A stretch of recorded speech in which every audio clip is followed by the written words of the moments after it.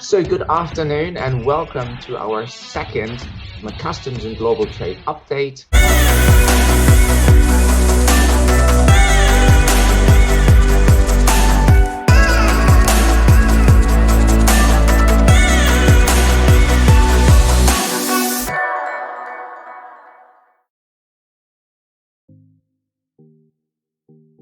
Always, if you're adding unnecessary costs, you're just making it a bane for your own life. You're not really helping anything at all there. So really happy to talk in more detail about how Incoterms have impacted. Those are the main reasons they've really begun to hit. And this is my favourite picture. So Arnie and I took this picture when we were out at WTO and we visited the open session that they had a couple of Octobers ago. And the thing that I always amazes me is that people actually don't read any of the trade agreements. So the other complex issues around sourcing, of course, are behind the ethics of each of those sources. I touched on them a minute ago, talking about slave labour, modern slave labour, I should say, and the way in which the money laundering really marks the way things can move forward.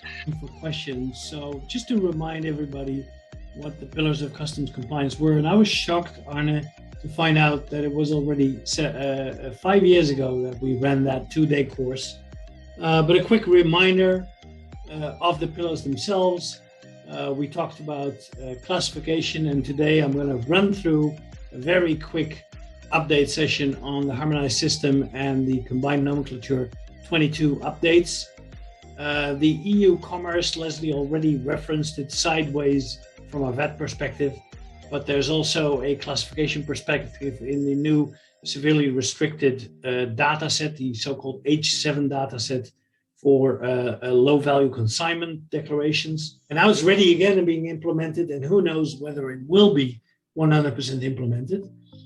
The Netherlands is going the same way with DMS4, which is taking over from the old AGS system. Venue, which was the old system for trade with the UK, is being discontinued and replaced by DECO, which is uniquely for low-value consignments. Yeah, so hello, good afternoon, everybody. As Arnie said, I've been in global shipping and customs for actually over 30 years now. So there we go, working both internationally and in the UK.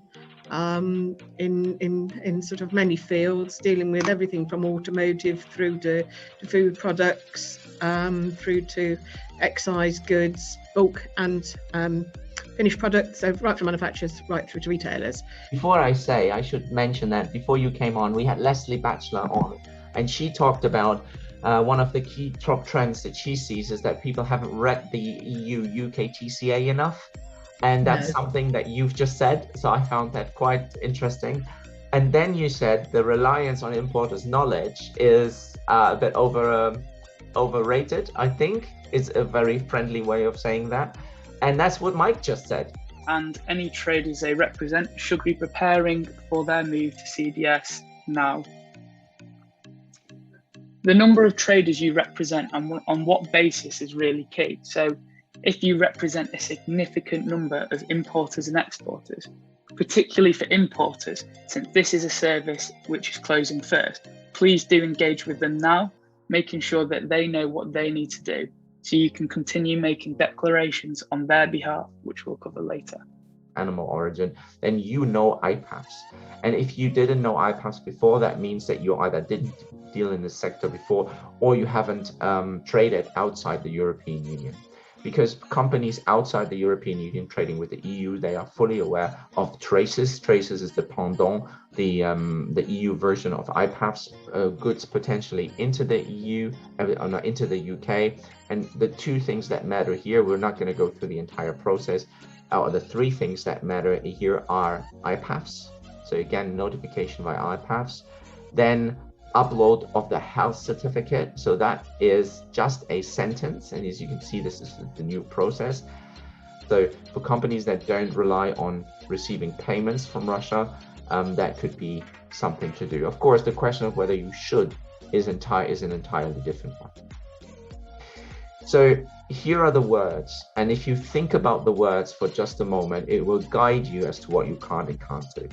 So where the specific economic sector has sanctions imposed. So I repeat, if your sector, not everyone, but if your sector has sanctions imposed, then the following is usually prohibited: the direct sale or the indirect sale via third parties. Supply, even if you're not selling, you can't deliver it. Transfer, can't move it from one to the other and then to Russia. Export, can't get it out of the country. Import, can't import it with a view to sell it to Russia. Can't purchase anything, you can't transport anything. So whatever you try, you can't. And please, it is all of these words that matter here. Arnie's asked me to give a short presentation on my top 10 tips for the next generation of customs professionals. So to make it big. Hopefully this will give some guidance. And I thought, first of all, I'd start on a little background of where I've come from. So an amazing career. Thank you very much. Thank you, Arnie, and I really appreciate your kind words. And so I'm going to raise the glass to you, Corinne. Thank you very much. Thanks to everyone, to Leslie, to Mike, to Jane, to HMRC, to Corinne, for staging this, for being part of this, for volunteering their time and afternoon to do this. Without you, it couldn't be done. And of course, thanks for everyone who dialed in from the beginning and stayed until the end. And that's a thank you to all of you.